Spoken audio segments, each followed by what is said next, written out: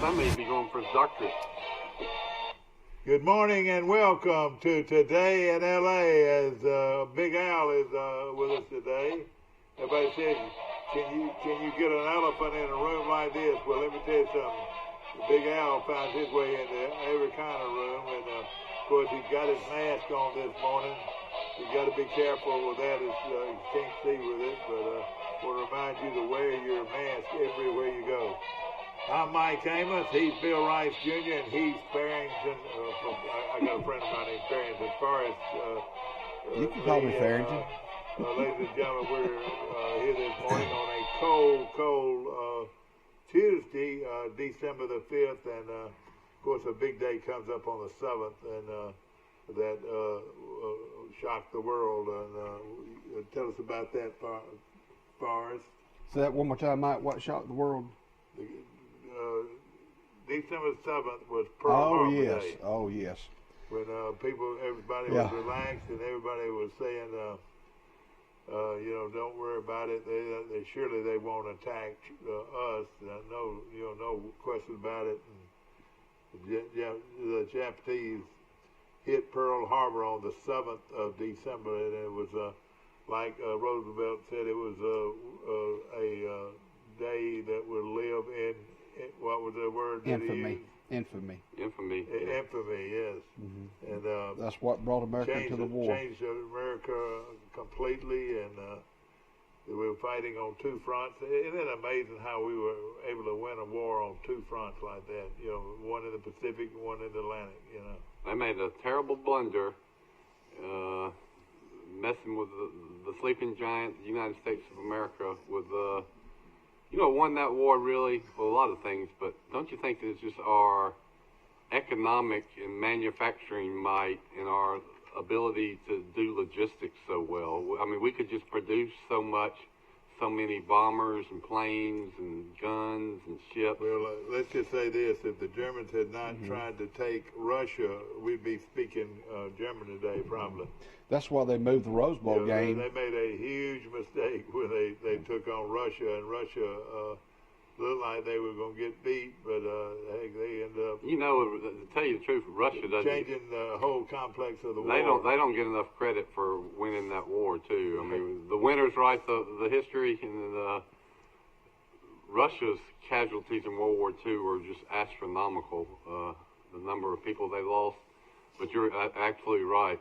Hitler made a terrible blunder invading Russia, and they lost. And then they were fighting a two-front war against Russia, in Russia, and all the allies all over the world. They just couldn't do it. Yeah.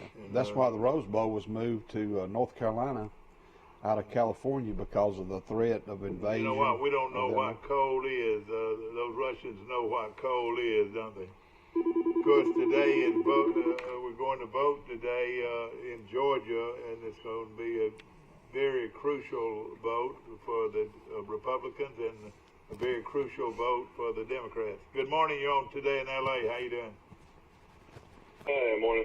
Hey, what do we think about that? Some people say this is history hinges on this election in Georgia. If these two Democratic senators win in Georgia, the Democrats control the Senate, and there's all kind of plans that might be implemented if that's the fact, including statehood for District of Columbia, Puerto Rico, expanding the Supreme Court so you could get more Democrat liberal justices.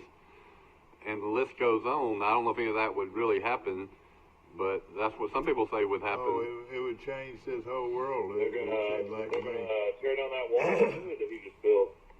Oh, yeah, that wall. Are they really? You think they'll tear it down? Oh, gosh. Where's the wall? I want to see pictures of the new wall.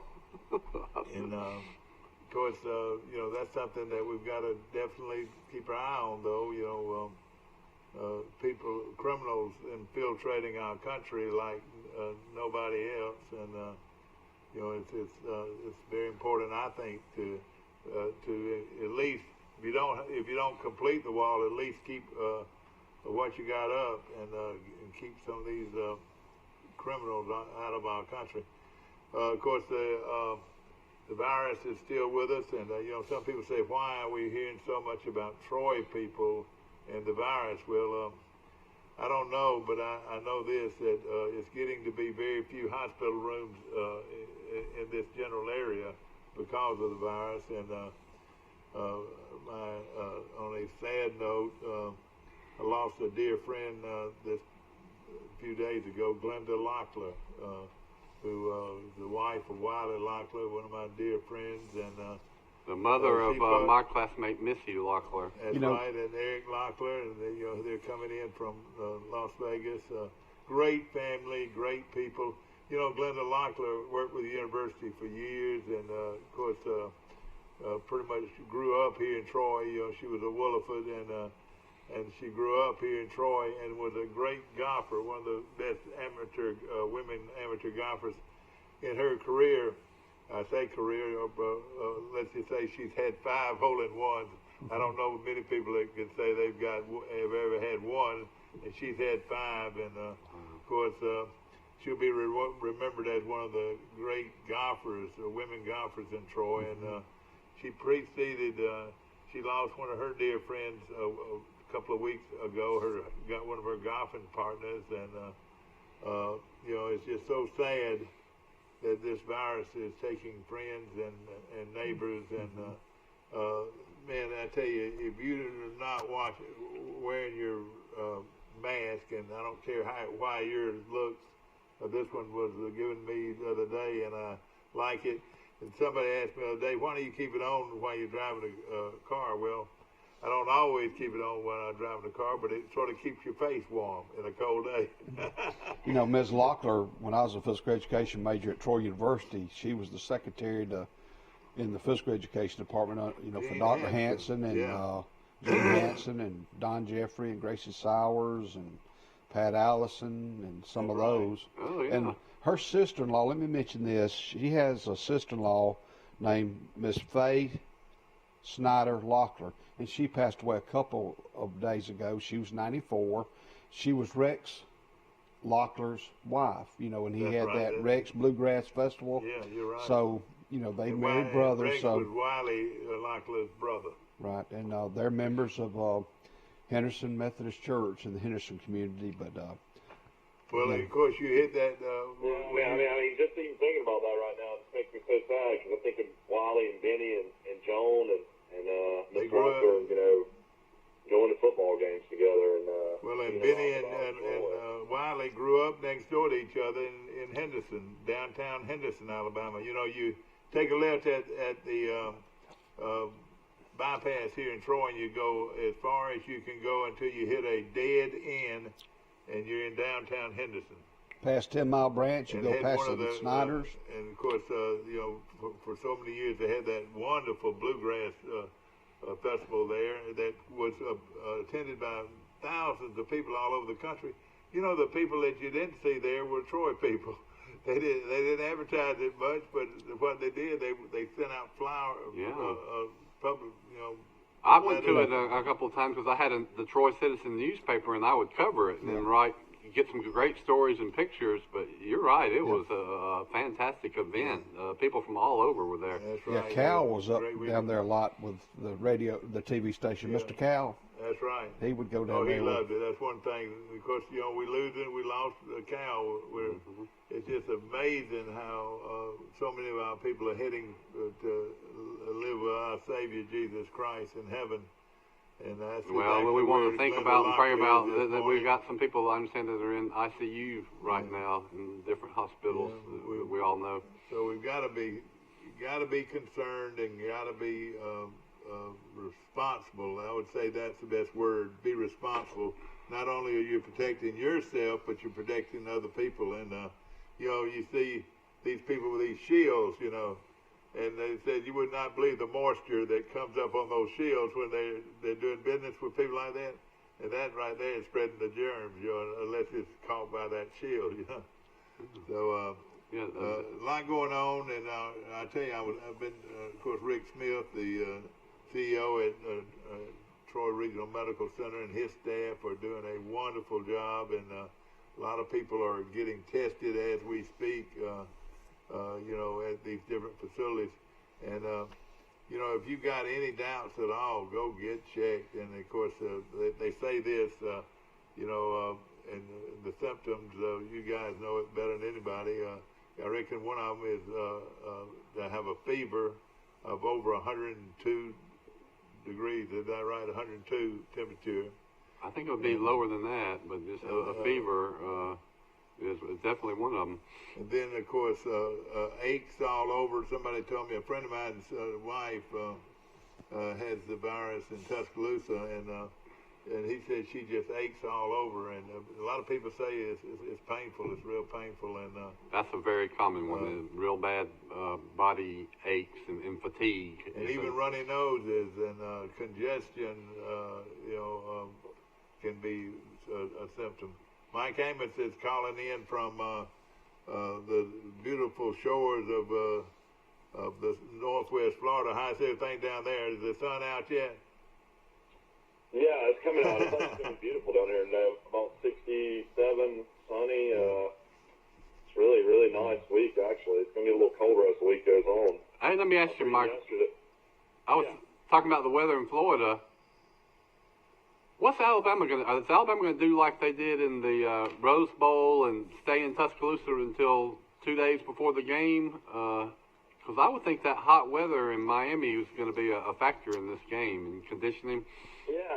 Did you see all those guys cramping in a lot of those games? So it is a factor, to say the least. You know, it is kind of amazing. Even my wife mentioned, she said, "Is that indoors down in Miami?" And I said, "No." I said, "It's outside." I said, "You know, it could possibly rain. You never know what the temperature could be." So we'll see what happens. Of course, they remodeled that stadium. That's the old Blockbuster Stadium. Yeah, you remember we went to a game there one time. Dad and I saw Alabama beat Colorado. And saw the Deuce beat him. We saw the Deuce beat him. He beat him almost by himself, didn't he? The Deuce was loose. Yeah. That's when that saying that Deuce is loose became popular. Ooh, I wish Alabama had the Deuce. That was Barker's freshman year at quarterback. Well, they got something close to the Deuce, and he's back to practice today. Jalen Waddle. Isn't that amazing? To win Alabama, so huge factor. You're right. He is like the Deuce. Let me tell you, he's a lot faster than the Deuce. Sometimes I think I've lost it, but I'm gonna throw something out at you.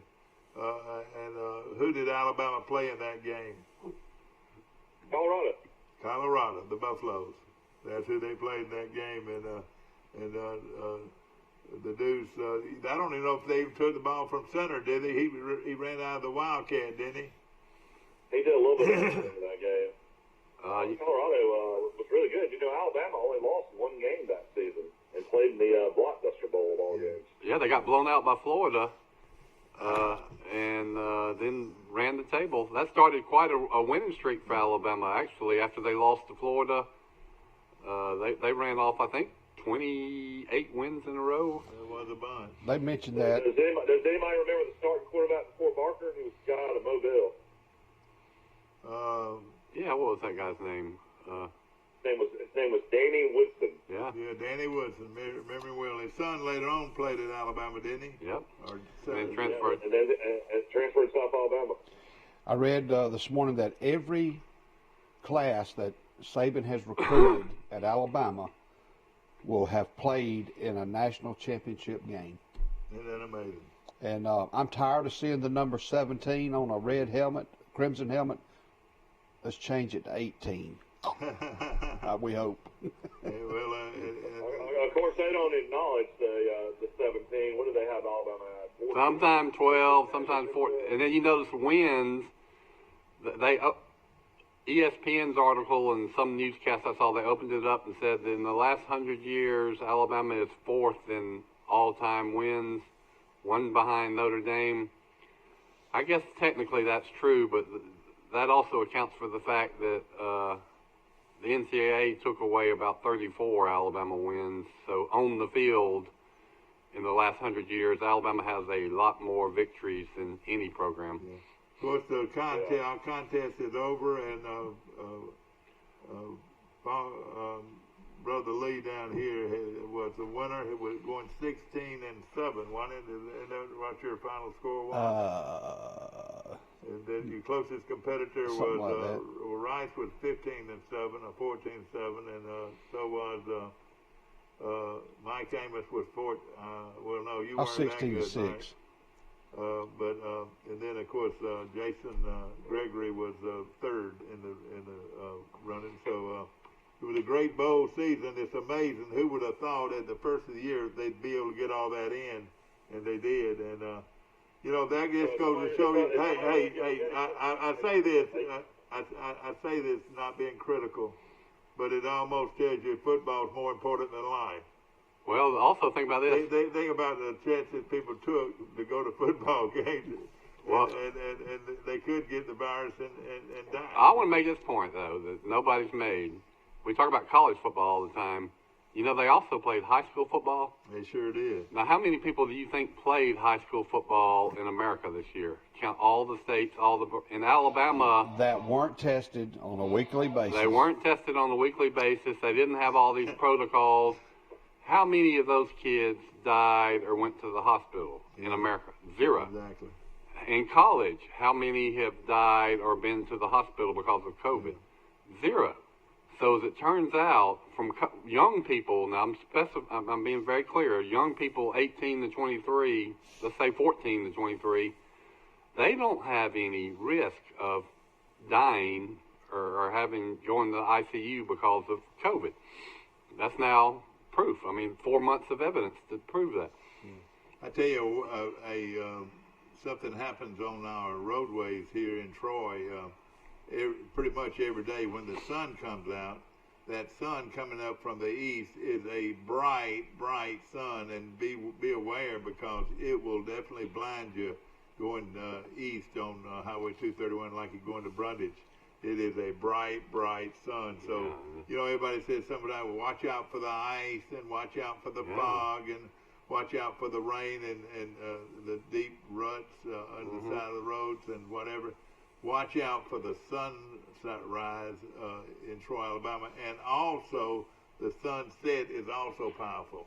I reckon either north or west. I'd say west. I haven't thought about that, but I guarantee you that has caused a lot of bad accidents. It really has. And another thing. Because you're blinded. If you look into it, you cannot see it all. One day last week, and I hate even to mention it, I had so much ice on my windshield, and I was running late. Couldn't find my fob, and so I drove to the set here by looking out the window.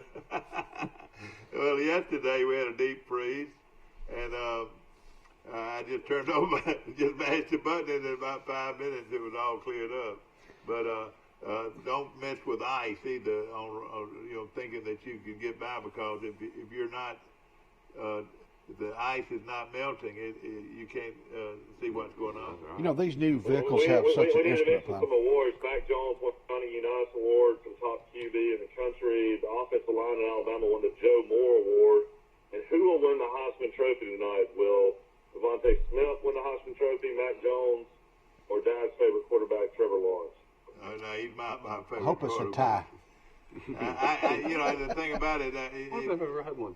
man, I tell you talk about an ugly hairdo. He's got an ugly hairdo too. Talking about Trevor, man, oh man. That on a girl there, he'd be all right.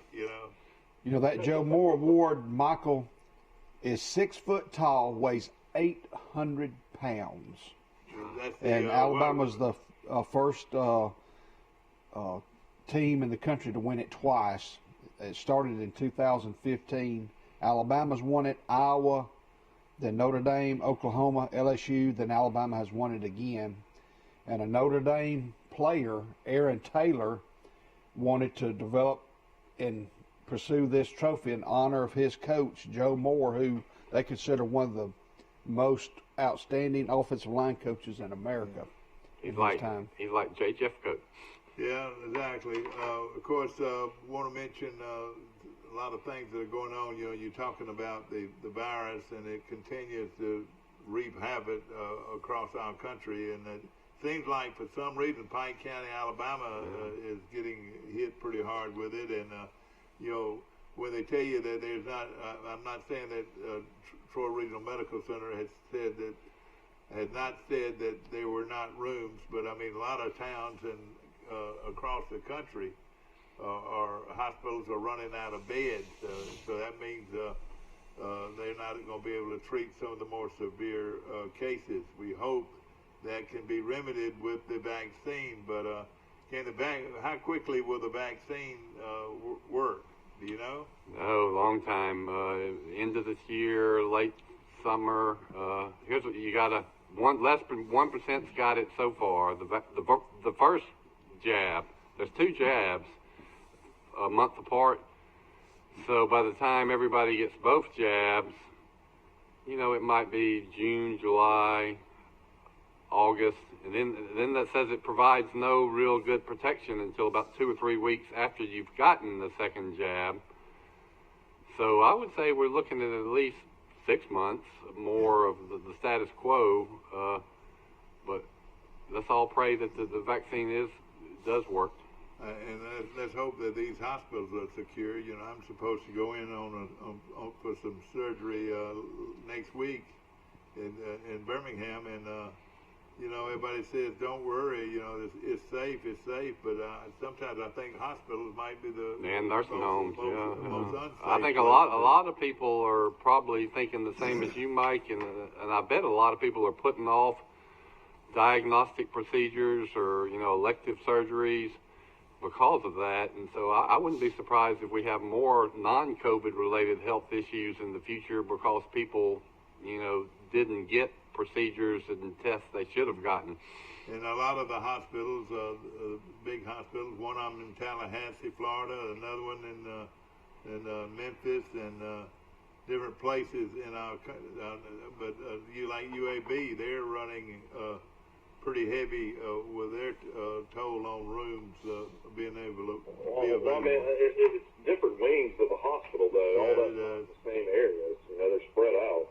Yeah, they're still seeing a lot of heart attacks and other diseases, and I mean, of course, if you got the vaccine though right now, so you're saying, Bill, it's no good until 2 weeks, and then until you actually have the second shot. Yeah. It's not even going to be effective. So really, let's say the people that have already got it, they're supposed to wait 3 to 4 weeks before they get the second dose, and then it's 2 weeks after that before they say it actually works, because you got to develop antibodies. So it's 5 to 6 weeks at the earliest before anybody that gets the vaccine will have quote unquote protection. Is the second dose more potent, or is it the exact same dose? I read that the first dose, there has been one person already that had the first dose and got COVID 9 days later. But they said the first dose gives you 50% effective, and then the second dose boosts that up to 95%. So they can't say the vaccine doesn't work with this one person because it was a nurse. She hadn't had the second dose, and they say she might have already had it when she got the vaccine. But yeah, it's 2 weeks after your second dose, and in both vaccines you've got to take 2 shots. Let's just say this, I rode out to Walmart, and I'm not trying to, I still got to go grocery shopping, and I had to get some milk and a few other little items, but I was in and out of there as fast as I could. Actually, you don't. There's grocery stores that will deliver. You can actually go pick up, and they'll bring it out to your car. You don't have to go inside. Well, you know what? That is probably the safest way to do it, because when I was in there, it was just full of folks, and most of them had the mask on, but still, you've got to be concerned about the spread of the virus in places like that, and funerals and churches. I hate to say that. I mean, they're dangerous when their people are gathered too close together. I'm gonna challenge. I'm not gonna challenge that, but I'm gonna say I want to test it. And I've always wondered if there's one group of people that's going to get this virus. Who is it? It's checkout girls at grocery stores, because they're seeing 80 people a day, right, and they're touching every item that every customer comes in. They're seeing their mother's kids. But I haven't seen any study that shows that checkout girls have any higher rate of COVID than the general population. And I read a column in AL.com that said pretty much don't go to Cracker Barrel or Waffle House. I mean, he said that, he was making a point that that's the worst place. Those are super spreader events. I emailed the guy and said, well, how do you know that Waffle Houses or Cracker Barrels are having worse incidences of COVID than anybody else? Yeah. I said, where's the data? And then Then a couple of days later, the CEO of Waffle House came out and said, we haven't had any problem. I mean, there hadn't hardly been any of our... that is not substantiated. That's just a rumor that people are saying that they can say that about any restaurant. Well, it's like our churches. Our churches are big enough with our small, size that we could spread out and not even be near one another. I think the virus has been, it's been spread everywhere, but everything I've read said that the most likely place you're getting it is at home with close contact, because you've got to have close, extended, continuous contact with somebody that has a heavy viral load of the virus. Now, passing somebody in the grocery store or being 8 feet behind somebody in the checkout line, that's not going to do it. It's sleeping next to someone and, eating breakfast with them. And you did that. Is that right? You've done that before. Well, I just think that, and there's been studies that substantiate it, that somehow if you get the virus, you're most likely to have got it from someone you are inside in a house with and spending a lot of time real close to. Mike, what are the figures this morning on the virus? I'll have to look it up. I was going to mention Troy University Athletic Department. The basketball programs are doing a cardboard cutout of Mike Amos's face or Bill Rice's face or Forrest Lee's face. And if you want that cutout, all you got to do is give $50 to the Troy University Athletic Department. Good fundraiser, yeah. You'll be in the stands at Troy basketball games. Where do I go to do that, Mike? Where do I go? You didn't do that. I'm debating on whether to go to the game because of the people. You don't need to be that close to people. Yeah, you got to have surgery, man. You're gonna have to be. You need to be a little careful. Home for several days. Yeah, they host Georgia State Friday and Saturday. Georgia State's gonna be a great rivalry too. They play Friday and Saturday. Yes, sir. They play at 6 o'clock on Friday, 4 o'clock on Saturday. That's going to be a lot of fun. How did Troy do against Appalachian State? They split. They won the first game and lost the second game. They won the first game by 10 points and lost the second game by 30 points? I think they won by 15, 69 to 54, 69 to 56, and got beat by 31 in the second game. Mm-hmm. The girls split too. Well, right now, early in the year, as we start. They're actually off to the best start they've been in years. They're 6-5. 6-5, yeah, you're right. They've played some pretty Here's good. your up-to-date numbers. Yesterday, you had 190,000 new cases. This is nationwide. Is that right? Nationwide? Yeah, right now the United States has overall, since it started, 21,353,000 cases. They have total deaths 362,000, and new deaths as of yesterday was 2,000. That's nationwide. Yeah. Did it give you any local information like Pike County or the state of Alabama? I mean, I'll give you state of Alabama numbers if you want to hear those. Yeah, let's hear that. So, number one total cases overall is California. They've had over almost 2.5 million cases. Where I live here in Florida, it's had almost 1.4 million cases. Florida's had 22,000 deaths. California's had 26,000 deaths. New York's still number one at 38,000 deaths. Alabama is ranked 19th. They have had over 374,000 cases and close to 5,000 deaths.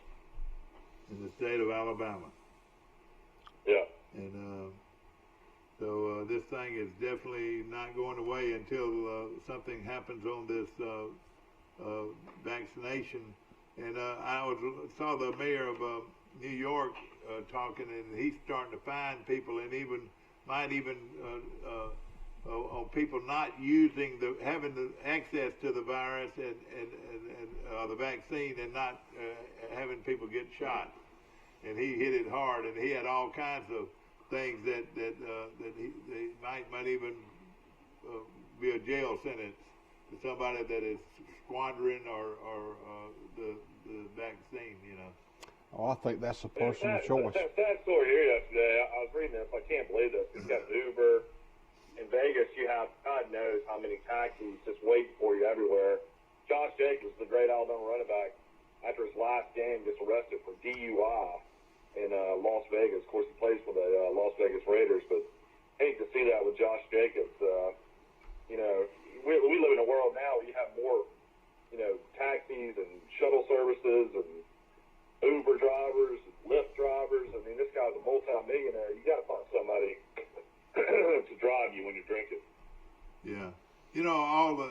Talking about those great Alabama running backs, and Jacobs is one of them.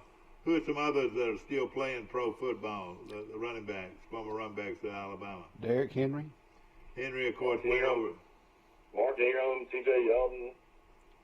Is Drake still playing? Is he hurt? Is he still No, playing? he's playing Kenyon Drake for the Arizona. Yeah, Kenyon Drake still playing. You got in one game this year, you had 4 different guys rush for over 100 yards. I mean, I wonder if that's ever happened before. Yeah, the guy for the Patriots. Yeah. Oh yeah, the guy for the Patriots. Yeah, Damian Harris has had a really good year. When he's healthy, he's averaged about 5 yards a carry. Michael, have you heard about the rumors of the new offensive coordinators that are being considered at Alabama? Their names are surfacing. Have you read that? Bill O'Brien, the former Texas coach, and then Adam Gase, the Jets coach. Yeah. Either one of those guys, I think, would be good. I want to mention our show is brought to you by Premier Dodge, Chrysler, Jeep, and Ram trucks on the bypass. Right now, I was counting a bunch of the cars that have been advertised in the paper, and they've got tremendous ads going on right now. They had over 180 cars and trucks just right there on that sales, and they're getting in more and more every day. But the faster they get them, the faster they sell them. And they're going through record sales at Premier Dodge Chrysler. Well, a lot of people have gotten their stimulus checks already, so there's your a good down payment right there. Best time in the world for automobile. You hit it on the nail, and that's what I was going to bring up. What better, out of all the businesses out there, which ones you think are reaping the benefits? I would think down payments on cars and trucks. And TVs. And TVs, yeah. TVs. Well, I mean, you got to buy groceries too. I hope people are buying groceries. Yeah. Or if you're like me, you take it and you just pay down your credit cards. I was telling somebody the other day that I had a TV that I thought was perfectly good, and but it came up a little bit something that we couldn't figure out what's wrong with it. And I asked him, did he know who worked on TVs? And I was on the phone with the guy, and I said, you know who works on TVs? And he said, no. And my wife said, well, the best thing to do is if your TV tears up, just buy another one. Yeah. You look at the prices on TVs now, it's just unreal what you could buy at a very reasonable price. At one time, we had like 2 repair shops. But the cost of having it repaired would be almost the same cost of what you would get if you bought a new one. But huge basketball game tonight in Tuscaloosa, Florida, who's ranked, will travel to Tuscaloosa to play Alabama. Alabama just beat number 7 Tennessee. That game will be on ESPN to 2 tonight at 6 p.m. Alabama's a slight 3-point favorite against Florida at home. We're going to take a short break. We'll be back to more of Today in L.A. after this. Hi, Sandy. I'm right here. Come on in. Daddy, I'm right here. Oh, Miss Mary, I'm right here. I'm right here. Since 1969, we've been right here because at Troy Regional Medical Center, we take these words to heart. I'm right here. Thank you. Remarkable people, remarkable care. Trojan Auto Parts of Troy, home of Napa Know-How. Stop by and see owners Mike and Melissa Kilcrease and their Napa Know-How team with over 100 years of combined experience. We're the only locally owned parts store in Pike County, and we're fully stocked and ready to serve you. We pride ourselves on being your go-to parts store, not only for the simple items, but we specialize in those hard-to-find items as well. Trojan Auto Parts, the right part at the right price at the right time. Napa, a name you've trusted here in Troy since 1945. At the Piggly Wiggly, we proudly support our local farmers and bring you the best they have to offer, all at cost plus 10%. When you shop local, you reinvest in your community. Remember, buy local, shop local. Piggly Wiggly, local since forever. Our history is woven with the stories of those we serve. At Max, we've been a good community partner for 65 years. Max is dedicated to providing dependable financial services and to supporting our communities. We volunteer our time and share our resources. As a credit union, we've returned millions of dollars back to our members, local nonprofits, and small businesses. Max is honored to be a part of your story. We look forward to serving you for years to come. His son gets it, and then he'll probably get it. Back to our show, and of course, ladies and gentlemen, a lot of viruses going around, not just the COVID. There's some kind of stomach bug virus going around. There's a lot of other things going on in our community, and they say this, that if you're not showing symptoms, just stay at home, and if you get shortness of breath, then you definitely need to see a doctor. That's another big symptom, right? But of course, I'm sure what they say is, if everybody that had any kind of symptom, and they would go into the doctor, and we'd have lines and lines and lines, unless you've got those vital signs, obvious high symptoms. fever and shortness of breath. Those are two things that you want to make sure you see a doctor with. I think so. I would look at fever, bad fatigue, and body aches, and that's what I hear. And shortness of breath. Then the telltale symptom, but it might come on later, is loss of sense of smell and taste. They say if you have that symptom, it's almost a sure thing that you've got COVID. Yeah. And I keep telling everybody I had it in late January. Well, I lost my sense of smell and taste in January. That's one reason I think I did have it. This is one that's sort of tough to handle here is a runny nose. Is some people say that a runny nose is something you need to be cautious about, and so forth, because it could turn into something more, that congestion and a wet cough, they say, is not a symptom. That's the difference between the flu and COVID. If you have a dry cough, what they call an unproductive cough, that's another bad symptom. If you just have bad coughing attacks that are so violent that it hurts your chest and your stomach from coughing so hard, you feel like you're pulling a muscle and can't breathe, you just can't stop coughing, that's a strong COVID symptom. We're not doctors, but I tell you what, this guy right here has sure investigated this thing about as much as anybody I know. You've read everything you can pick up about it, haven't you? And I think we got good news coming, though. The vaccine, let's cross our fingers the vaccine works. And then we are in the cold and flu season. This is a coronavirus, which is one of the viruses that causes the common cold. A lot of people predicted that we were going to have a second wave or a bad winter, from November to March, let's say. I think, once we get through this cold season and get into the warm weather, you're going to see cases go way down. I wonder why we have so many complications. It seems like there's so many complications out there. And with this virus and the vaccine, I mean, why in the world would you have a shot and then you have to wait 35 more days to have another shot? So really, the people that are anxious to get the first shot, if they're not around in 35, 36 days to get the second shot, you just wasted your time. Well, you're right. If you take the first shot, you still got to wait 3 to 4 weeks, so that's 21 to 28 days, and then it's 2 weeks after that till it kicks in, your antibody protection. So that's 40. By the time you get the first shot, you still need to wait about 40 days before you can feel like you're immune. But when is it coming to the general public? Now, are other countries reacting to this differently? Like England, they're in a lockdown right now. And, it's bad all over the world, as far as I can tell, with this new cases. And then I thought we would have more cases in the cold and flu season, so that doesn't surprise me. But what does really raise my eyebrows is the same thing we've been talking about, is that people that are getting it seem to be having worse results. I mean, they're dying. There are a lot more people you hear about going to the ICU. So it seems like months ago that people would get it and they would get through it without a life-threatening situation. But now it's we're hearing all these horror stories. And then, of course, it affects some people a lot worse than other people. And,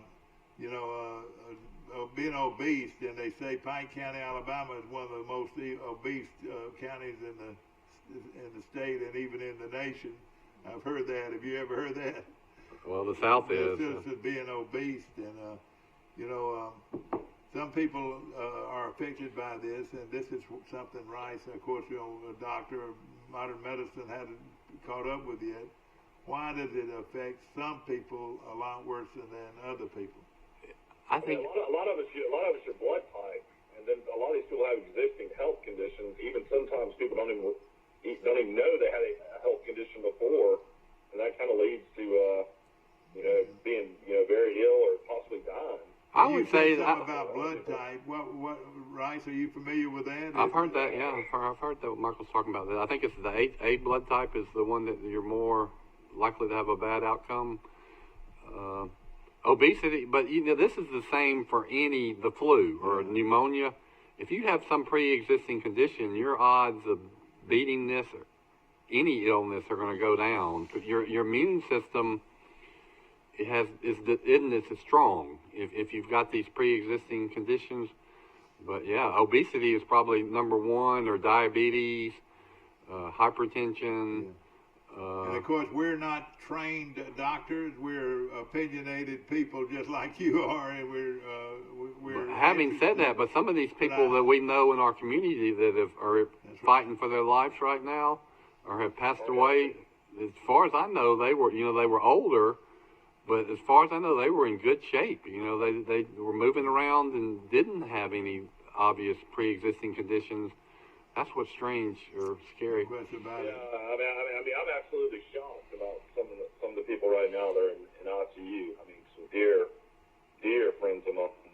I mean, I'm actually some people that exercise every day of their lives, eat healthy. I mean, that's what I told my wife. I'm almost in disbelief at what I'm hearing. It's hard to believe right now. So Funeral services for Miss Glenda Locklear will be on Friday afternoon at Dillard Funeral Home right here in Troy, and our prayers and our thoughts go out to that family, and they're old friends of mine, and we're going to miss her. There's no question about it. And a lot of my friends we've lost this past month, and but again, we've got to be responsible. And Rice, you and Forrest, I don't see y'all wearing masks much, but when you're away from home, you wear a mask, don't you? Anytime I go into public business, I wear a mask. I've got one in the car right now. I don't wear it in here because I don't want to talk, and I don't like to wear it for more than 15 minutes because I've got sinus and breathing problems, and it's hard for me to breathe. Have you had those problems for years? For my whole life. I mean, doctors have told me that I've got issues with. I could probably get a medical excuse not to wear a mask if I really wanted to. Yeah. But if I go out in any store or restaurant, I'm going to be wearing a mask. The post office, is another place where. Like that front door of the post office, it's used over and over by people. So cover up when you're opening up those doors at the post office, and wear a mask. It's so important. And just be responsible because the mask, you might not like it, but it might save your life, and of course at the same time it might save your friends or your relatives' life. We got to be careful, like Rice said, in your own home. don't take any of that for granted in their own home. I hear people say, "Oh, they're a small child. It doesn't affect small children," but that's not true. I bet if you looked at the death toll, with small children, it'd be in the thousands. All these little kids spread it. That's what happens. They do, don't they? Yeah, that's what happened in Mountain Brook, in my sister's neighborhood. I mean, I know they've had a lot of issues with neighbors, kids testing positive. And then, of course, the parents get it, and interaction between, neighbors outside and inside. I mean, it's just that's how a lot of it starts. It's not a time. It's not a time to meet and greet new people in your home. Let's just say that. Keep your home clean. You got to have a tight bubble. I mean, you got to. It's one of those situations. We talk about it a lot. About being around new people and interaction with people we don't know. Even on the beach, running around with the girls. I'm even hesitant now to let the girls play with people down here on vacation like we used to normally do. Yeah, you're right. You got to be responsible. You got to be conscious of what's going on and everything. Again, we're 4 people's opinion, counting Mike, coming in on Zoom this morning. I used to watch a lot of St. Elsewhere and a lot of ER TV shows, so I feel like I'm kind of a doctor. Yeah, I know. After all this research I've done, I know a lot of terms that I used not to know. And Rice, and ladies and gentlemen, we're talking about, we're just talking back and forth about sports and the virus. And, the virus, to me, is a topic that everybody needs. If anything positive could come from watching this show this morning, or being around people that are conscious of wearing facial protection and so forth, you're talking, and all of this what would you call it? Aerosols. Yeah, comes out, and you're talking, and it's going out throughout the room. Well, if anybody in that room has the virus, it's going to spread. Let me ask you this virus that everybody says that is in Europe now, and seems to be a lot stronger than other. A new strain, yeah. There's a new. It's been detected in Colorado and California as well. Yeah. I don't know if it's the same strain, but it's a different strain or strand, whatever. Forrest Lee at the far end of our podium this morning. Forrest, tell us what's going on in Troy, Alabama. Well, I got a high school basketball tonight. If you want to go. If not, don't. But Charles Henderson will play. Excuse me. You go at your own risk. Yeah. And there'll be plenty of room at the high school. I'm not being facetious about this. Yeah. Hey, you go at your own risk. Yeah, there'll be plenty of room at Charles Henderson High School. You can get up there in the rafters. Now being the mascot. If you're a mascot, you're probably all right. Yeah. But Charles Henderson will host Greenville tonight. And then Pike Liberal Arts is hosting Success Unlimited today, and Goshen will travel. That's later on in the week, but tonight Pike County plays at Op. Charles Henderson will host Greenville. Pike Liberal Arts will host Success Unlimited. I think Pike Liberal Arts is not even in school this week. I think they delayed the start back. But they're still going to play basketball. Success Unlimited sounds like a marketing firm. Well, I tell you what, it sounds like a lot of things, and I would change the name of it. I think that is a horrible name. Yeah. It really is. Thursday night. I'm looking right now, right? Devontae Smith is a minus 1,200 to win the hospital. Golly. So he's those gonna get odds it. are really, really good. Yeah, I think if I was, I would think that he would win it. But I do also think that there's a chance that he and Mac Jones will split some vote, which could help Trevor Lawrence. But all the quote experts say that Devontae is the sure front runner. Mac Jones is plus 450. Trevor Lawrence is plus 1,200, and Trask is plus 5,000. Yeah. Those odds are Smith.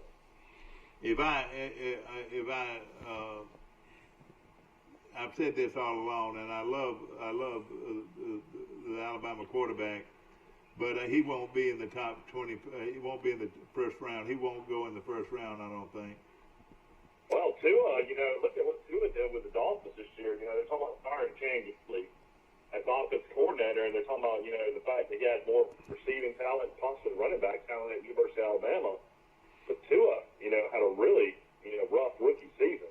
He played good in a few games, but he almost seems like he's scared to throw the ball down the field. I don't know if he doesn't think the guys are open or not, but, he's getting a lot of critics out there saying he's too small and doesn't have the arm strength and, possibly coming off an injury. It doesn't seem like he's the same player. And, I don't know how they'll look at Mac Jones. Jalen Hurts has actually come in and played a lot better than I thought he would in the pros. Of course, Chan Gailey's his coach. Have you heard any fall back on Chan Gailey being the coach?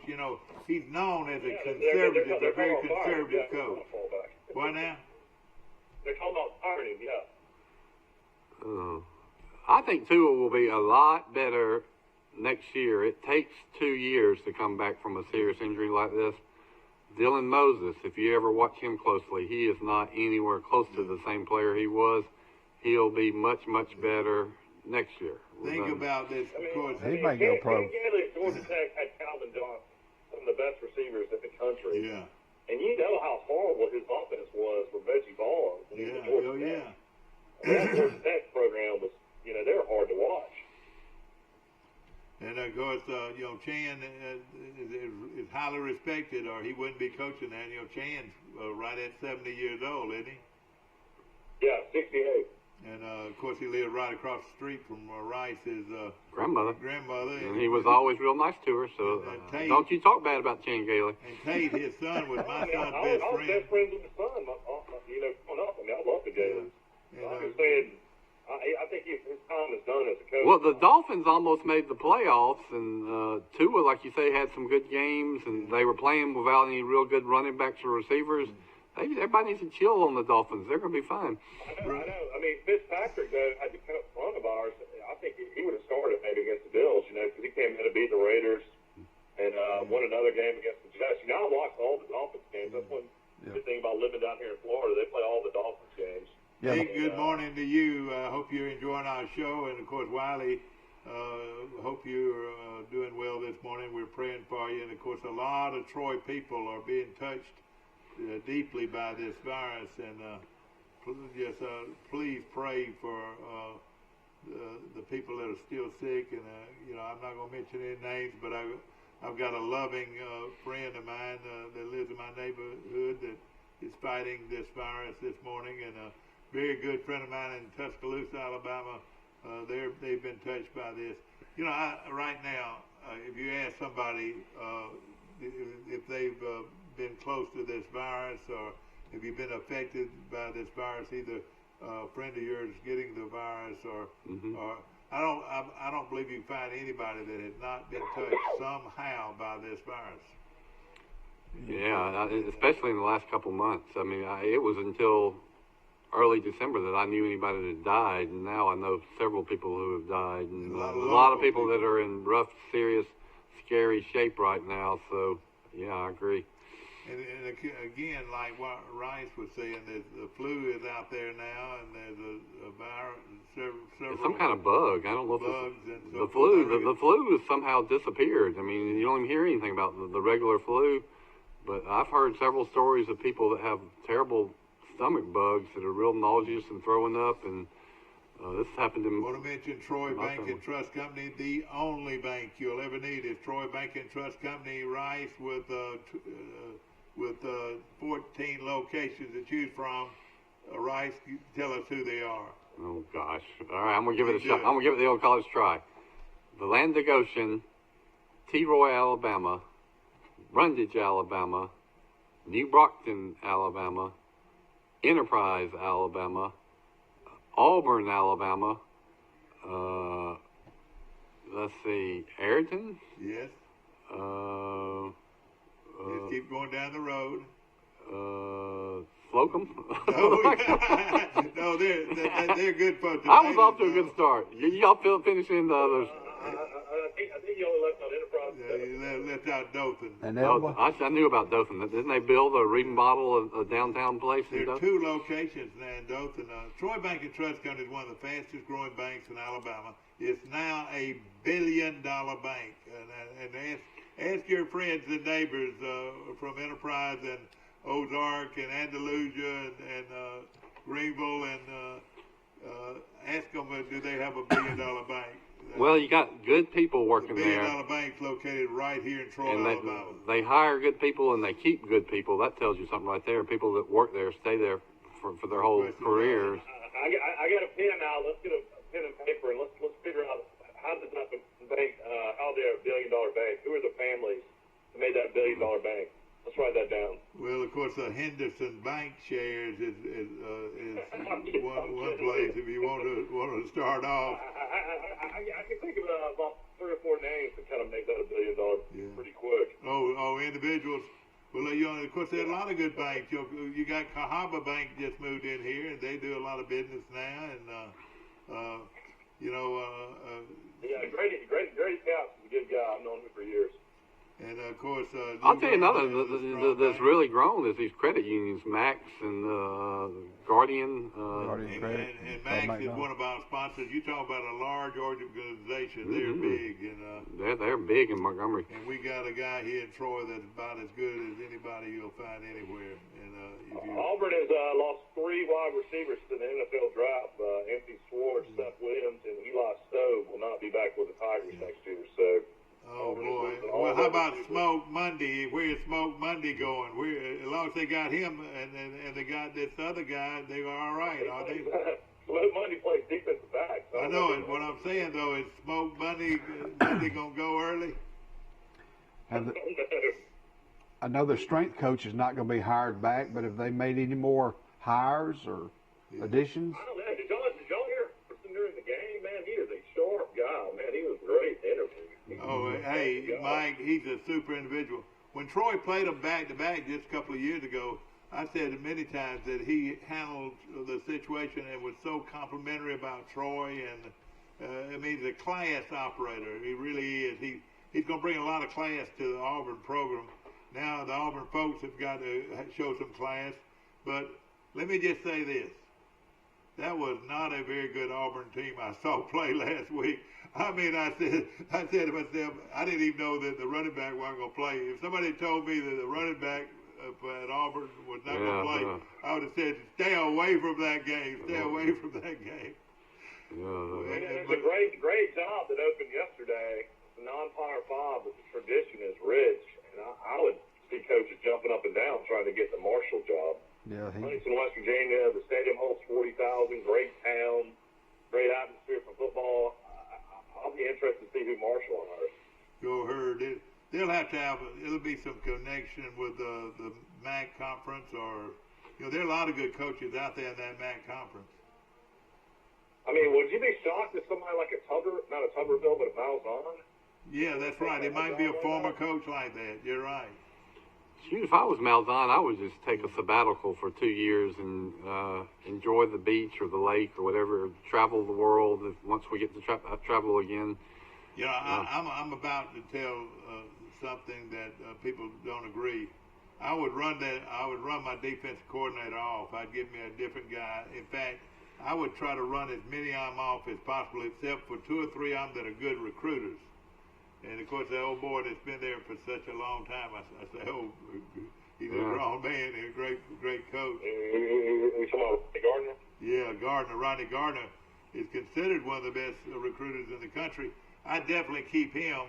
I'd keep my recruiters, but I think I'd hire my own people to coach the game. Yeah, Muschamp turned down the Texas defense coordinator job. I read that yesterday. He did turn that down? He turned the defense coordinator's job. I bet they were going to pay him a couple of million, but he's getting a buyout. And a big one, the one in Texas, these guys are smiling to the bank, and of course Auburn's guy got $22 million, and he'll never have to hit a lick at a snake. And why not just sit back and enjoy watching the game? And I bet Saban is going to have to. Don't you think that Sark is going to get a couple of assistants from Alabama to go with him to Texas? So. Yeah, you think so? So Saban's going to be scrambling to get coaches. They're going to lose a ton of players, and they're probably going to lose several key staff members. So it'll be interesting to see what Alabama does next year. I'm going to say this, and people are not going to. Some people are going to really chastise me about this, but and I feel for them, and I know they're trying to get better. But Auburn has hired a confessed alcoholic to be their football coach. Texas. Yeah, no, Auburn. No. I mean, excuse me. No, I did get the wrong one. Texas has hired a confessed or a guy that's been treated for alcoholism. Yeah. I imagine Coach Saban has a board or in his brain, every year I'm probably going to have to replace my offense coordinator or my defense coordinator. He already knows in the back of his mind who he wants to replace those shoes. Sure they do, yeah. And just like, he's got them. He's hires them as analyst and ready. Didn't you think Sarkisian was off? Didn't you think the offense didn't seem like it was running the same? They were in Texas. He ends up taking the Texas job the next day. All that now makes sense to me. He was distracted. He probably interviewed for the Texas job. He knows he's got the job. He knows they're going to fire Tom Herman. I didn't think Alabama played the kind of offense they played all season. The second half, Alabama got knocked around. I don't care what anybody says. Notre Dame knocked Alabama around in the second half, and that's why you could see the frustration by Saban over there, and you could tell. I tell you, the quarterback knocked him around. Alabama didn't throw the ball. They were running Najee Harris straight up the gut. Exactly, and he got stopped. But he was getting 2 or 3 yards to carry. You're right. We were holding our cards close to the vest. We wasn't showing everything. Down the field throughout the game. Everything was underneath. Let me tell you the key to it all, and y'all have heard me say this before. If Alabama can't run the ball, that means they can't have a very successful passing attack with the play action. What now? The play action, yeah. Play action. See, that's why they're living down. This guy is not a great drop back passer. He's a play action type of passer. Don't you agree? I think so, yeah. Daddy, he completes 77% of his pass. I know it, but it's most of it's out of a play action, Mike. He didn't drop back that much. I'll say that this game to me is going to come down to Justin Fields and Alabama's defense. I think finally you're going to see Alabama's defensive scheme. I think Saban's going to confuse Fields, and he throws a lot of interceptions. Don't look at the guy that played against Clemson. Look at the guy that played against Northwestern and threw 3 interceptions. Yeah. He's going to make mistakes. They're going to find a way to get some turnovers against Ohio State. I guarantee it. Defense is going to win this game for Alabama. And the place where Alabama's got to shore up is the secondary, and y'all know who coaches the secondary. Saban coaches the secondary, and hands-on. Everybody said they saw Saban throwing a pass to some receivers prior to the game. Well, during practice every day he throws over at least 100 passes to different. I know, and he's 70 years old, 69 years old. He throws.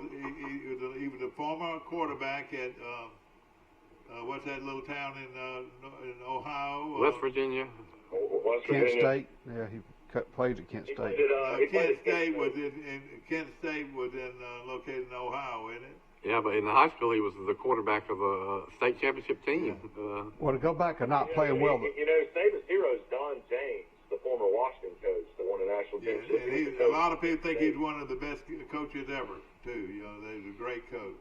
He got Saban into coaching. He convinced him to be a graduate assistant, or else he would have been in the car business or something. And he was at Michigan State under Duffy Daugherty. Did he coach under Duffy Daugherty at Michigan State, or who?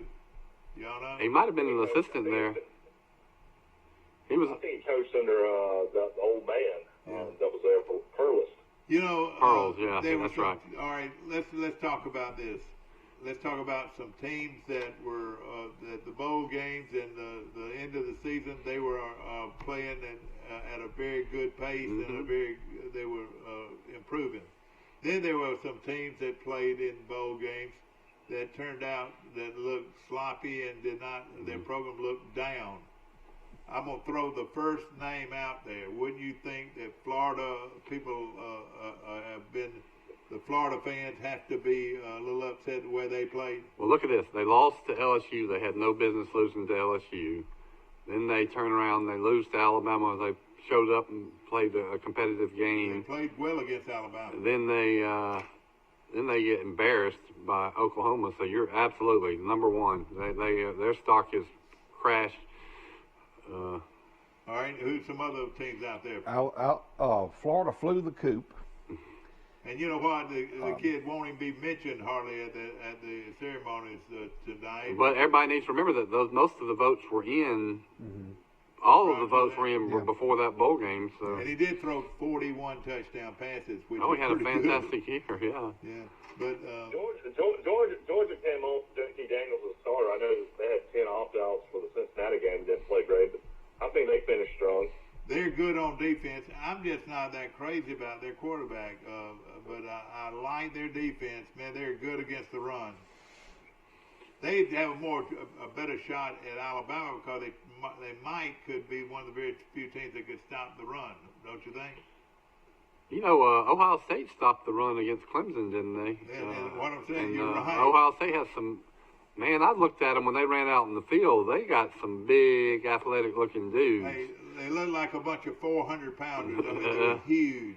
Their front guys were huge. They're going to give Alabama trouble. Oh, yeah. They Oklahoma got all the ingredients. Finished strong. Iowa State finished strong. Oklahoma's at the top of the looking good at the end of the year list. Have you ever wondered how good Oklahoma would have been if Thurman had not transferred? God, you're not. The running back at Ohio State transferred from Oklahoma, and how good would he have been? You know, as an Alabama fan, we all remember Ohio State from 2014 when Alabama might not have taken Ohio State as seriously as they should have, and Ezekiel Knight just ran all over Alabama, and Ohio State scores 42 points. Ezekiel Elliott. Thank you. That's right. Now played at Alabama. Now playing for Dallas. That was a long time ago, too. But it looks to me that Ohio State's looking a lot like that team from 2014. What do y'all think? They're good. I mean, coming into this game, I mean, their running back in the last two games has run for 524 yards, I think, in two games. He ran for 320 in the conference championship game. 320 yards. When he played Alabama, though, in the Orange Bowl, of course, Alabama jumps all over Oklahoma. You know, he was the starting tailback for Oklahoma. He only had 9 rushes for 19 yards. So he's faced Alabama before. Fields has faced Alabama before. Of course, he was back there when Kirby Smart called the dumbest state punt in college football history. I mean, Kirby Smart is some of the dumbest play calls I've ever seen in my life. You know, against Cincinnati, he punted with less than 3 minutes left. I know it. That game. First down, they get a first down, they win the game, don't they? They had a 4th and 3 from their own 43, and he didn't go for it. He punted it away with 3 minutes left. I couldn't believe it. He was lucky. You're right. You know, the sad thing about some of these great programs, where had Michigan gone? Where has Nebraska gone? Where has Michigan State gone? Where has Tennessee gone? Where has the Tennessee Vols go? You're exactly. That's another one. Where has that great program down the road in Tallahassee, or Florida State. Miami. You're exactly right. All these programs are down bad. All of them. It goes in cycles, and so Alabama fans better appreciate what they've gone through the last 13 or 14 years, because it can happen to all the programs. I would think Penn State is still there a little bit, but they're not doing real well. You know, you're right. Normally, if Troy got 2 guys that transfer from Florida State, you know, in recruiting, you'd be like, oh my God, this is great. 2 guys from Florida State. Florida State almost got beat by Jacksonville State at home this year. That's right. No question about it. We're going to take a short break. We'll be right back with more of Today in L.A. At the Piggly Wiggly, we proudly support our local farmers and bring you the best they have to offer, all at cost plus 10%. When you shop local, you reinvest in your community. Remember, buy local, shop local. Piggly Wiggly, local since forever. Here at Bill Jackson Chevrolet in Troy, we've been doing business the right way for 31 years. But don't take our word for it. We feel our customers express it the best. Been honest in everything we've discussed with them. When they say Jackson Satisfaction, they really mean it. The Jackson Satisfaction is real. Have you seen an increase in your insurance premiums or significant change in your insurance coverage? Let Sandbeck Insurance offer you a better plan to suit your business or personal needs. Sandbeck Insurance offers many lines of insurance, whether it's home, farm, or auto insurance, work comp, business, or health and life policies. Sandbeck is here for you. Call or visit our Troy, Enterprise, or Andalusia office today. Sandbeck Insurance, where we take pride in taking care of your insurance needs.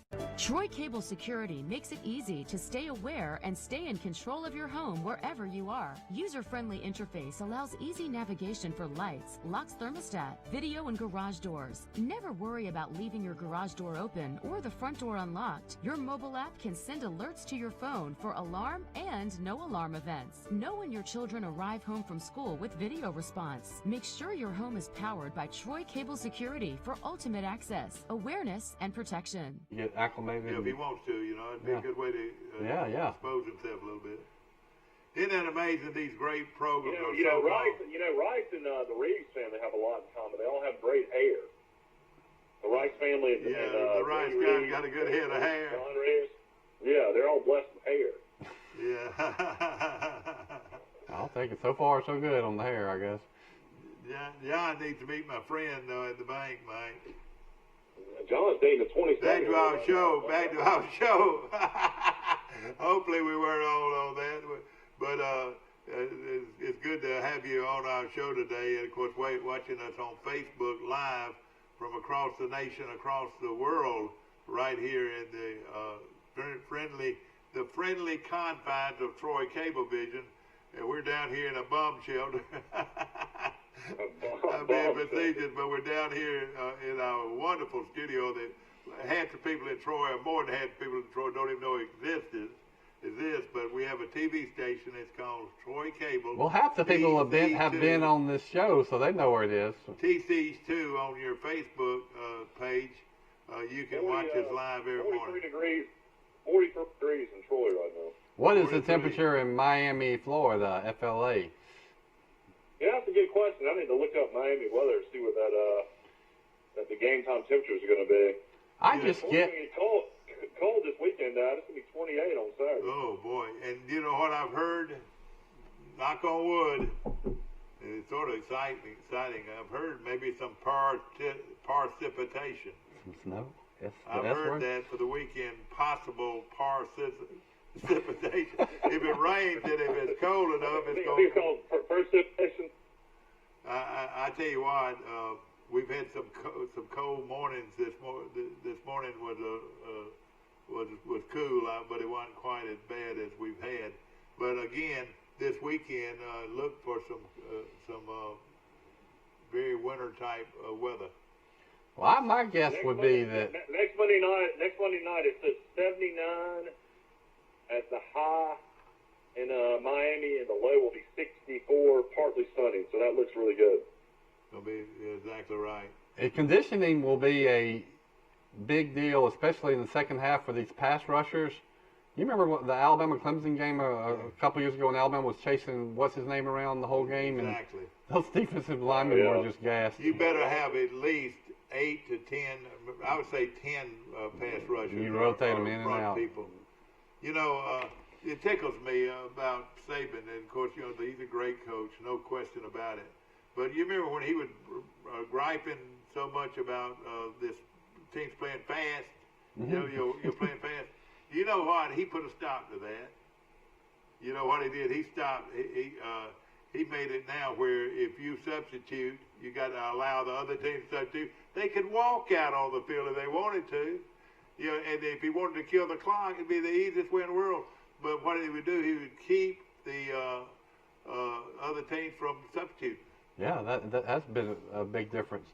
The other thing is, I wonder. If they do substitute, you got to allow his team to substitute too. If you go to a game, you'll notice this. I don't go to many games anymore, but they have so many TV timeouts and they're so long, so those players get a lot of rest in the game. There's a lot of teams that play fast, and Troy's one of them. Troy once they're going. Troy wants to get a first down, plays fast. Yeah. Until then, they're kind of. And then we know that Georgia State is real fast. Ole Miss will pick it up. Ole Miss is fast. Ole Miss is super fast. And it worked against. Who's the fastest, Mike? Who's the fastest out there? Ole Miss.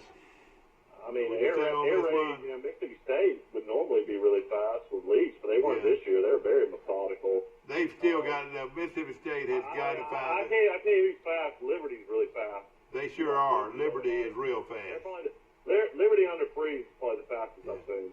Freeze is the next big head coach. You know, would Freeze leave and take take $2.7 million, $2.8 million to be Alabama's offensive coordinator and leave the Liberty job? You got a better chance of getting a bigger time job at Alabama probably than you do at Liberty. And exposure wise too. And exposure.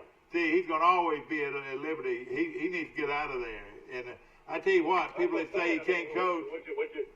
Would you take a step down and not being a head coach and being a offense coordinator at Alabama? It's almost like being a head coach. Wouldn't you think that Liberty wasn't paying him $1 million, or they were paying him right up there? He's making $3 million a year at Liberty. He makes $3 million at Liberty. You Baptists out there need to do something about that. You need to put that money in your make his salary $1 million and put the rest of the money in your overseas missions. Church missions, and in your missions program.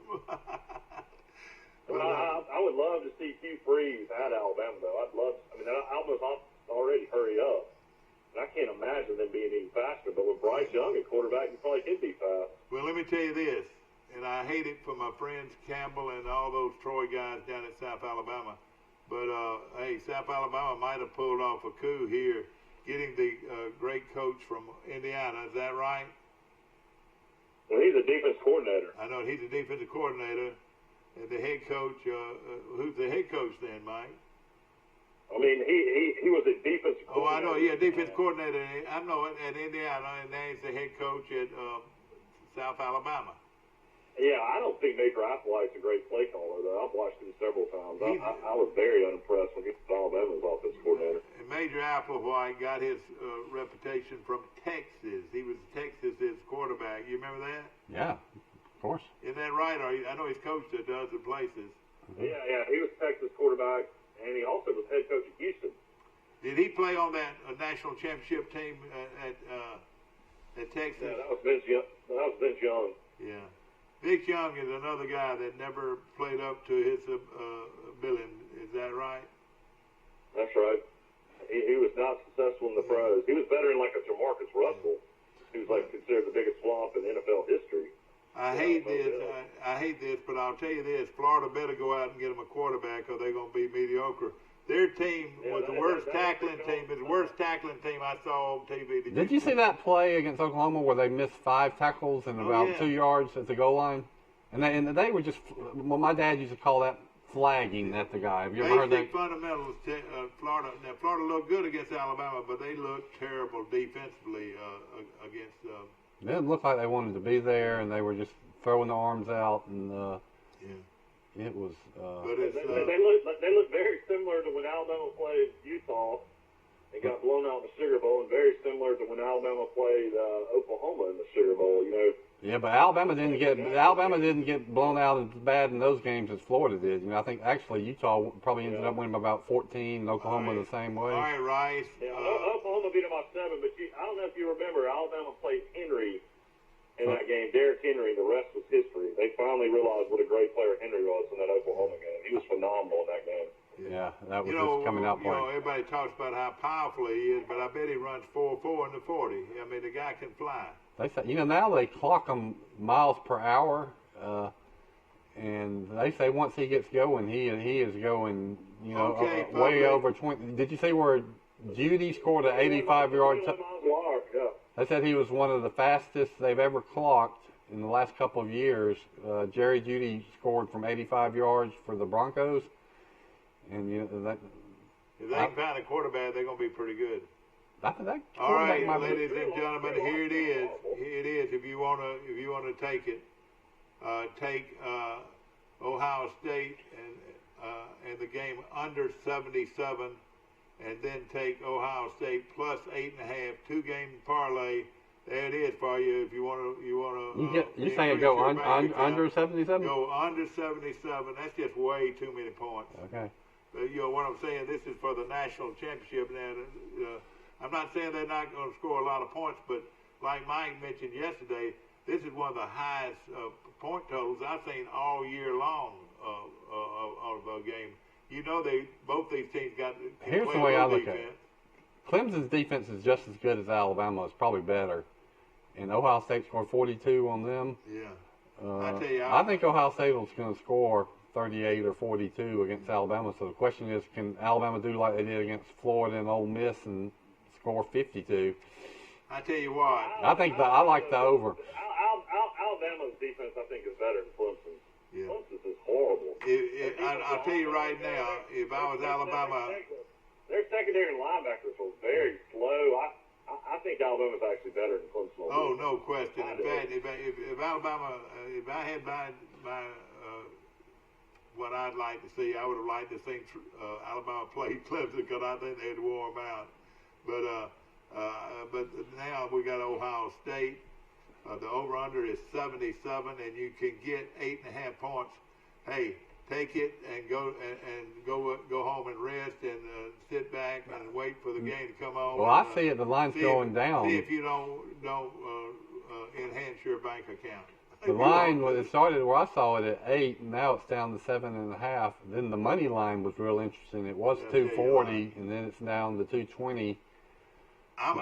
In other words, you could bet $100 on Ohio State to win the game straight up and win 2.4 times that, 2.4 odds, so you can win $240.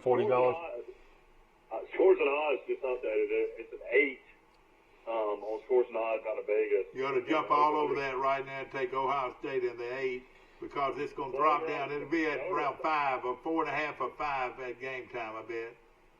The over/under has now come down to 75.5. What's the money line on that side? Does it show? Plus 234 Ohio State, minus 302 Alabama. So that means you get 2.34. So a $10 bet would be worth $23.40. Yeah, of course, this is not a betting show. I just wanted you to know that that's what you can see. I feel like before the game, a lot of money will come in late on Alabama. I feel like it'll go up. I feel like this game will go close to 10 before kick. Oh no, Mike! You saw that a lot last week. Anybody that knows anything about football has got to say that Ohio State is good on both sides of the ball. Well, their really only great game though was against Clemson. I mean that's where they finally kind of all came together. But I mean before then they struggled against Northwestern, they struggled against Indiana. Ole Miss beat Indiana. I mean I don't know.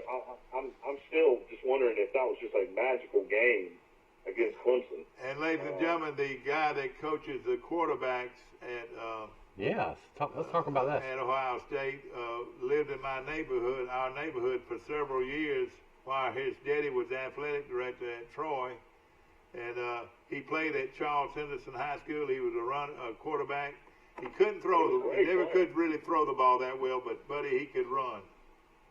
Yeah, he was great quarterback. I called a couple of his games with you, Corey Dennis. Well, he probably played the best game of his career against St. Paul's, at St. Paul. Well, he might be one of the most famous people to ever come out of Troy before his career is over, because if he's the quarterback coach at Ohio State at age 28, that's right. He is going to be a big-time head coach by the time he's 35, probably 38.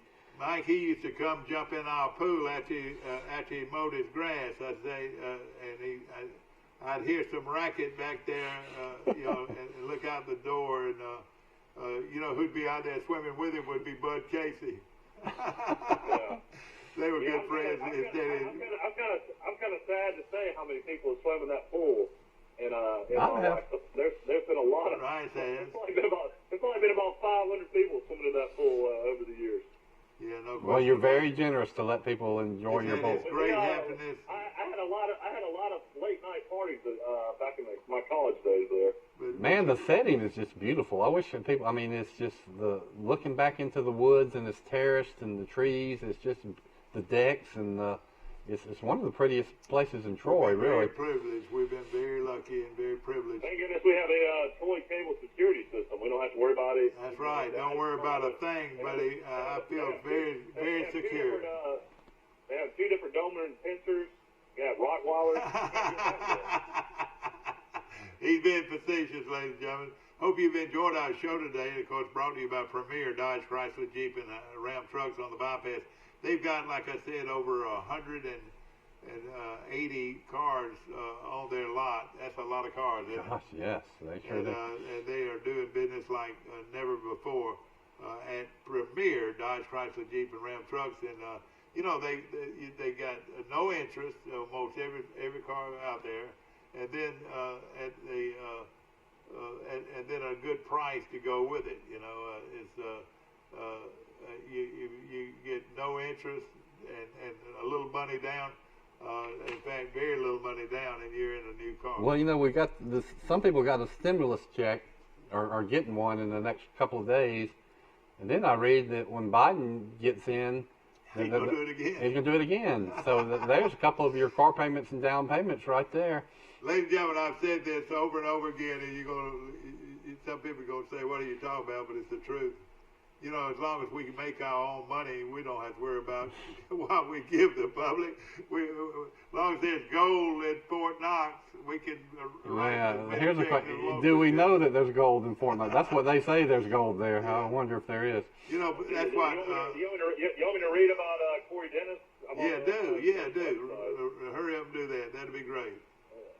Corey Dennis, quarterback's coach, hometown Troy, Alabama. Dad, that's kind of. I like that. You're exactly right that he liked Troy enough to claim hometown. He was a senior quality control coach with the Ohio State Buckeyes for the past 2 seasons. So he basically got promoted to quarterback's coach after this past season. He also, it gives a story about where he played. He played at Charles Anderson High School, his alma mater, Georgia Tech. In 2014, he got a degree in business administration, a master's at Ohio State sports management. This is his 6th year at Ohio State, and his wife is Nikki Meyer, and has son Troy and Gray. So named one of his sons after Troy. He evidently had a great experience here in Troy. He was high school team captain at Charles Anderson High School. Dennis was recruited to Georgia Tech at wide receiver, but ultimately ended up doing much more for Coach Paul Johnson's Yellow Jackets. He played wide receiver, played defensive secondary, was key special teams performer between 2011 to 2014. So it just tells a little bit about his career. He's done it all at Ohio State. Tell everybody who his daddy was too. Steve Dennis. Steve Dennis, who played at Georgia. He played at Georgia and was Troy's athletic director when Blakeney was there for about 8 years. Coached at Auburn for several years under Pat Dye too. So and he's a comes class from fellow. a football He's background, no question. I was only around Coach Dennis a couple of times, but he always seemed like a really class guy. And you were around Charlie Bradshaw and little Charlie Bradshaw too, weren't you? When we talk about swimming at your pool, that's who I used to swim with in your pool. What a wonderful Bradshaw. young man. Have you ever heard young Charlie Bradshaw say anything bad about anybody? He was a fine man, wasn't he? Yeah, he sure was. He was a great one. And, of course, his mom still lives in Montgomery, and he's a great one too. Of course, we lost little Charlie from cancer with that terrible disease. Hope you've enjoyed our show today, and of course we will run this thing back at 1:30 today. We want to mention Bill Jackson Chevrolet, Bill Jackson Ford, right here in Troy, Alabama, and also want to mention our good friends at Troy Regional Medical Center. They're doing their very best to provide all the things that we need to be safe, and of course a lot going on in our community. Pray for the people at the hospital and the doctors and the caretakers and everybody that's affiliated or involved with this terrible virus. We pray to the Lord Jesus Christ that he'll take care of our needs. Have a great day. We'll see you tomorrow. At the Piggly Wiggly, we proudly support our local farmers and bring you the best they have to offer, all at cost plus 10%. When you shop local, you reinvest in your community. Remember, buy local, shop local. Piggly Wiggly, local since forever. Here at Bill Jackson Chevrolet in Troy, we've been doing business the right way for 31 years. But don't take our word for it. We feel our customers